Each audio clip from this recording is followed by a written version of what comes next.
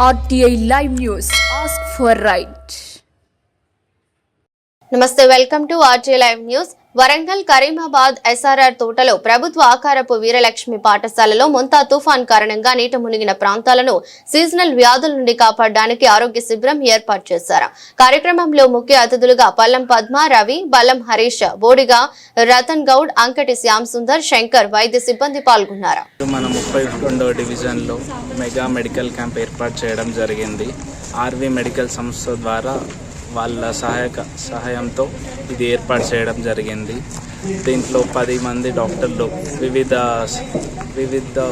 హాస్పిటల్స్కి చెందిన డాక్టర్లు వస్తున్నారు.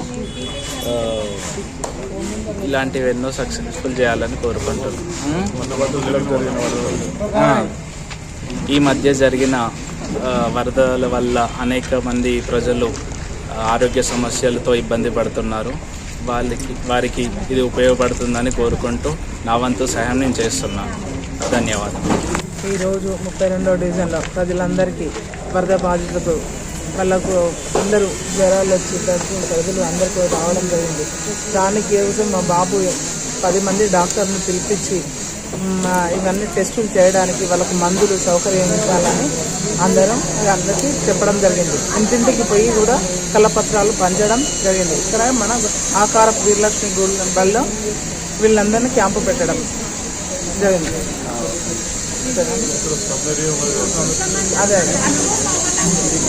కొంచెం అది కవర్ చేసి